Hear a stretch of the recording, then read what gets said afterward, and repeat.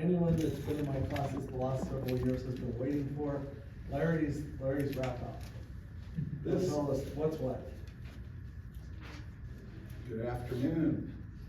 I applaud you all on your attendance. Good job. I was worried that I'd be talking to nobody here. But yeah, so the purpose of this is my term paper, and instead of paper, I'm doing a project. So what I'm going to do is try to demonstrate knowledge of the course that we just took. Make sure this thing's still going, which I'm sure we're good to go. Yep, looks like we're moving right along there. So we were reporting all that stuff about my not giving a crap about bureaucracy. Yeah, I've got dirt on him now. The faculty or the admins probably don't like that. This will come as a great surprise to them. Oh no, some of the faculty don't care if people fill out the audit forms. Now what's going to happen? All hell's breaking loose. Oh, I'm going to ask you to help me with this projector. Is that possible? Do you want it on? Well, I want to use this. I tried to get figured out how to use PowerPoint, but it was a no-go. So I'll just hand you a couple of things to put underneath. Oh, you're going to use the document. All right. Thank you, thank you. Yeah, I'm going to turn down the lights and stuff like that. Okay, so this course, Philosophy of Mind, okay? And this presentation that I'm doing is for all of you. Basically, I'm here. I sat through these courses. This is my third semester, and the purpose is to be able to come and talk to you all. Well, that's part of the purpose. So the presentation is going to probably morph from philosophy of mind into metaphysics, because that's kind of where the whole idea is behind all of this coursework, is to try and get to our worldview, figure out exactly what it is that's controlling the whole situation here. Are we and are we in a simulation? You know, what is really going on? So it will morph from philosophy of mind. Anyway, so I'm here to basically look at the difference between and the problems with materialism. Materialism seems to be a prevalent thought right now, a prevalent idea, which from that comes, you know, materialism to determinism, different types of ideas that, quite frankly, I think are on the wrong track. But that's beside the point. You have to start with a foundation. When we talk about critical thinking, that's basically what we're doing here. So without all this goofy stuff going on behind me. You brag. Sorry, you give me a toy. Yeah, he got a toy.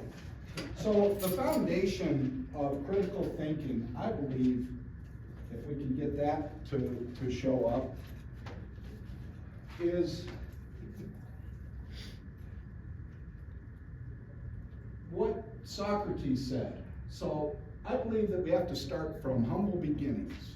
We have to put our pre-notions aside.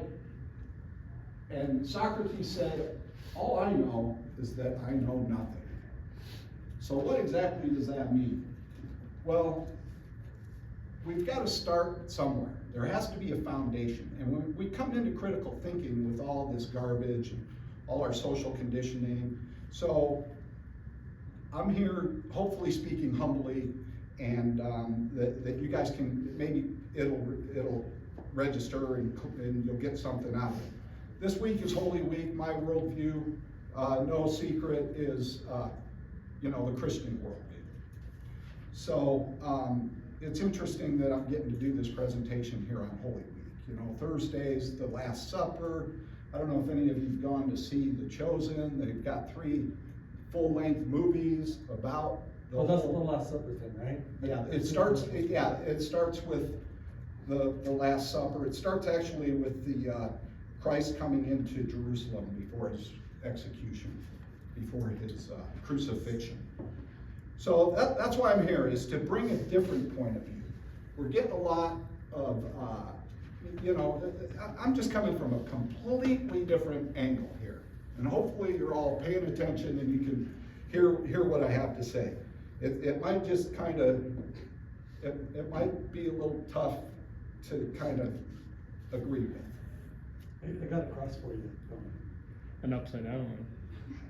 Yeah, get that out there. Is that better? Okay, so where am I going with this? The Christian worldview is kind of the opposite of materialism. In other words, the attachments to the things of this world is what we're trying to avoid. So I'm going to talk about Plato. Plato is basically two philosophers. I'm going to mention here Socrates, and then I'll talk a little bit about Plato. Because I think 400 years before Christ, Plato was somewhat of a prophet, and I'll get into that in a minute and show you what I mean by that. But, so from humility, the opposite of humility is pride. And Dante has, in his Divine Comedy, these 7 deadly sins. And at the foundation of that is pride. So all the other sins result from pride. It's how, you know, Satan ended up falling from heaven, basically. It was pride, wanted to be just like God. So let me start now with kind of a critique. This is the road to one way or the other. This is where we all have to come in our critical thinking and decide, where are we going, what are we doing? I believe, now this is a harsh criticism.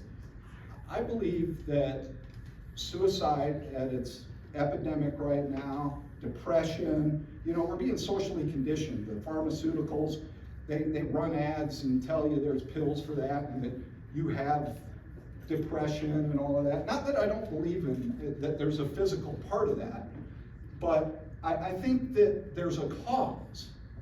And when I talk about foundation, that's what I'm trying to get to, is like, what's going wrong? Why are we having all of these suicides and what's going on, you know? But this harsh criticism, I believe it all comes from materialism. So if you're in the inner city and you're in poverty, you're in the ghetto, and there's not only suicide going on with the middle class and the upper class, but in the cities, you've got violence, kids shooting each other, killing each other. And I believe that the cause of that is hopelessness. So here's my grim criticism of materialism. The root of anxiety, depression, addiction, suicide, slavery. We're all slaves to our material attachments. On that side, we're trying to detach ourselves from the material. And ultimately, death, destruction, and even nuclear proliferation. Now that's pretty harsh. I mean, I'm getting in the weeds there. You But- left off the most important part. If materialism is true, the first part of every first letter will be partially off the page.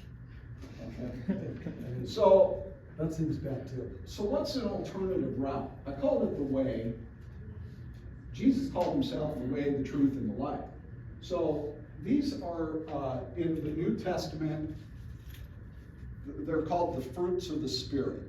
So needless to say, this whole dualism versus materialism, I'm not talking about that. Dualism doesn't do justice to what Plato has. We're going to look at Plato's theory of forms. And dualism just doesn't do justice. So what did Christ teach, and what are the fruits of the Spirit? Love, joy, peace, patience, kindness, goodness, faithfulness, gentleness, and self-control. So let's talk a little bit about Plato. Maybe, just maybe, your intellect, your intelligence, your genius is a handicap. Perhaps all of that leads to pride. Just a different way to look at it. So, and the reason I say that is because they were asking Christ, well, what do we got to do to inherit the kingdom of God? And he said, well, you have to be like a little child. So I think our pride gets in the way of really seeing things as they truly are. So is anybody familiar with Plato's allegory of the cave? Looks like it looks like just about everybody is. So you got these, these humans that have been chained up from the beginning of their birth, and eventually they believe that this is reality. The puppet shows that get put on for them. But then one day, somebody gets released or frees themselves, escapes, and they go out to the real world. So the reason I put that up is because that's where we're going to go with Plato, is that the real world are ideal forms.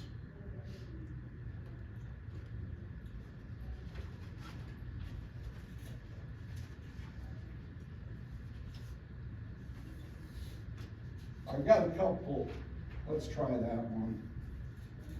So, this is Plato's theory of forms. It basically, we go from knowledge, but at the top is, anyway, this is the material world, really, until we get to the forms, which the best way I guess I can explain it is, there's cats. There's cats that are gray, there's tabbies, those are orange, there's Siamese cats. But ultimately, they all come from this ideal form of a cat. And would that be a pretty good, No. Is that okay? Yeah, well, they're all copies of the ideal. Imperfect copies, Plato would say. Kind of interesting, this is 400 years before Christ. Now Daniel was a prophet that was about 600 years before Christ, who correctly, here's the thing, folks. We've got written documentation, we've got written history. This is like Jewish and Roman history, all that is documented, written down. If we failed, we're studying all these philosophers from the 19th and 20th century, but what about 2,000 years ago? This Plato was a prophet in my mind. And he didn't go along with the Greek idea of multiple gods and all of that. So he believed, though, that ultimately at the top there's two things which are really the same. The good, this one didn't print very good, so I'm not going to put it under there. But this is another copy of that. And on top, instead of a 1, it's the good. So Plato was big on virtue. That's what the whole idea was, is to strive to be a virtuous person. So that one's an imperfect copy. Yeah, this is completely, Plato would be very disappointed. That's the ideal form. It is the ideal form, is the good. So, what gets in the way of that, again, the humility and what it takes to get to there is really these things here, the pride, the envy. It's interesting that envy's right there. So social media now, we've got Facebook, they're like looking and comparing themselves, all of this envy that takes place on social media. The kids don't know about Facebook. It's true of Instagram as well. I don't even know about Facebook anymore. Okay, you can turn that off. I would like to divert your attention from all of that. But the interesting thing and the connection that I'm making is that the way, the truth, and the life comes through this idea, not just the idea, well, to you it might be an idea, to me it's a truth, it's a reality, that Christ was sent from God, embodied the ideal human, because as the Christian worldview goes, he was both human and he was God. So we do rely on this miracle of Christ's birth. His mission on earth was 3 years. So all of the things that we have about him, other than maybe Mary's immaculate and some of the early scenes where he's seen in the temple. It's really his mission, though, over 3 years. And the idea that Plato came up with this whole concept that there is a spirit world, there is more. We're all in a cave, we're locked in. We think the shadows, we think the material things are the reality, but there's a different reality out there. And not only was God sending Jesus to show us the exact way of, and it's all, it's the difference between materialism and what Jesus taught is that the Pharisees were trying to get him to commit blasphemy, which they thought he was doing. They were always trying to trap him. They asked him, there's 10 commandments. What are the greatest commandments? Does anybody know the answer to that? There were 2. Don't Love covet. thy neighbor. Love thy neighbor. Love God, love thy neighbor. Love God with all your heart and love your neighbor. So the What about focus, coveting? what's that? Coveting, not one of the big ones? Don't covet? It's in the 10. It's one of the 10, but Jesus had an answer for everything that came his way. Jesus has all of the answers. And the New Testament starts with the 4 Gospels, Matthew, Mark, Luke, and John. And there are 4 different accounts, there are 4 different writers who documented, all the way to the cross. And then after the 4 Gospels, Jesus is deceased. He's he's gone. It starts with the Acts of the Apostles. And the Acts of the Apostles is this history that I'm talking about, where Paul, who was persecuting Christians, and in this history, it's really awful, the Christians that are killed and martyred, and it's all because they would not deny their faith. Or the Romans felt threatened, the Jews felt threatened, everybody was threatened by this new Christian movement. And the history is documented. And anyways, Paul, here's something interesting about Paul. Like, Rome was not close to Jerusalem, but the Roman Empire was ruling over Jerusalem. And they were trying to work it out with the Pharisees and the leaders of the Jews. But after Christ died, so I'm going to go to evidence just a little bit, because I'm sitting up here and you're going, oh, this guy's full of the Holy Spirit, I don't know what that is, but this dude, he is out there. So I'll touch on evidence just briefly. The evidence, so what we believe and what is the core of my worldview is that Christ rose from the dead. That's the essential message. So I would encourage you that if you get a chance, or if you think you want to pursue any information about it, like, this is the week, a great week to do it. Friday, St. Joe's Church does a procession. They do what's called the Stations of the Cross, and they stop and they do all kinds of really interesting things on a procession. A bunch of people with the cross all the way from St. Joe High down to the church. But the evidence, and nobody's really doubting, with all the documentation, there's really no doubt that Christ actually lived. Like, some of you might want to call God like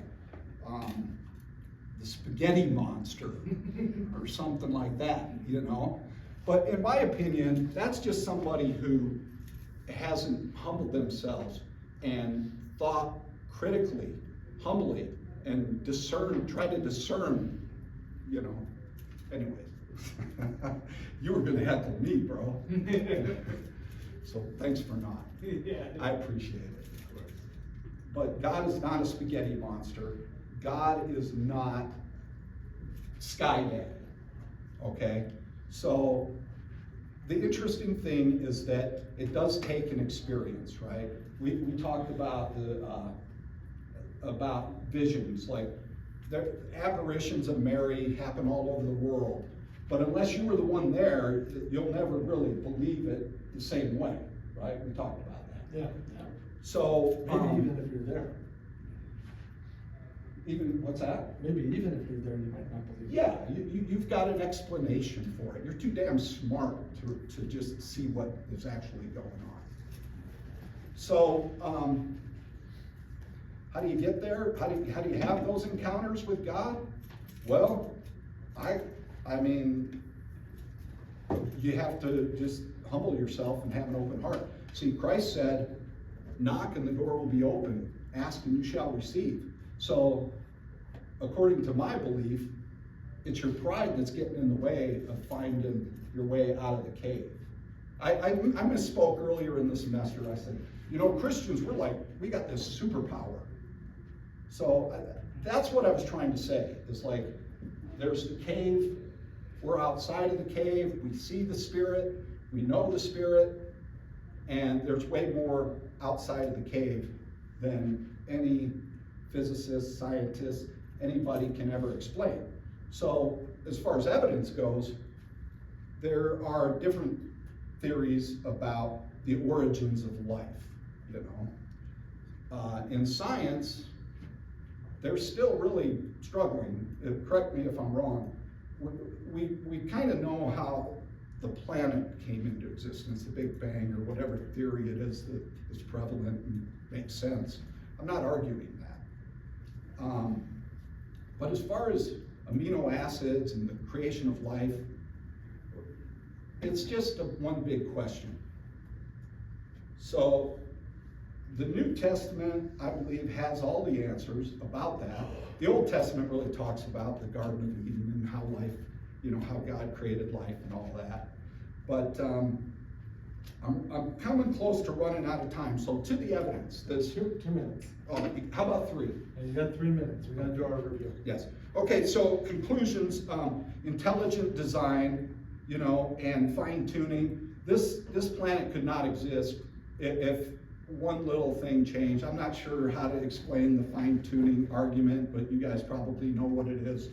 So that's the evidence, but the evidence of Christ's resurrection, that's clear as the witnesses that were there. I mean, these documentation, these writings that we have like 500 witnesses that saw Christ after he had died and he was resurrected. So there's the witness accounts that I'm using as evidence.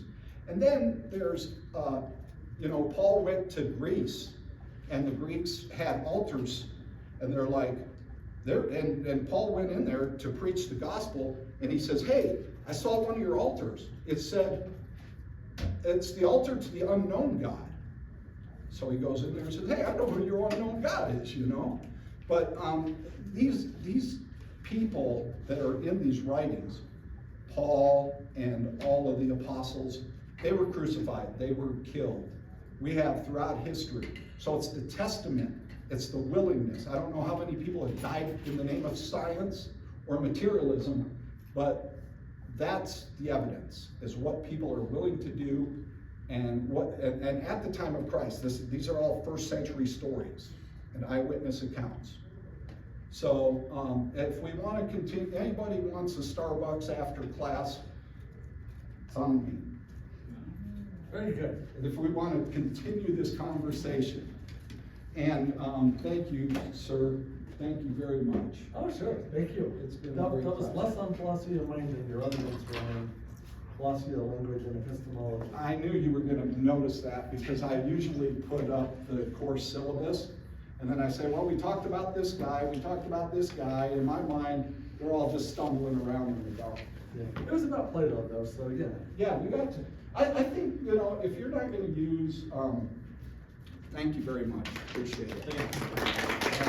Yeah, if you can't use Aquinas because he's not he's not a dualist, then maybe you should just use Plato and tell him that Plato predicted Jesus coming.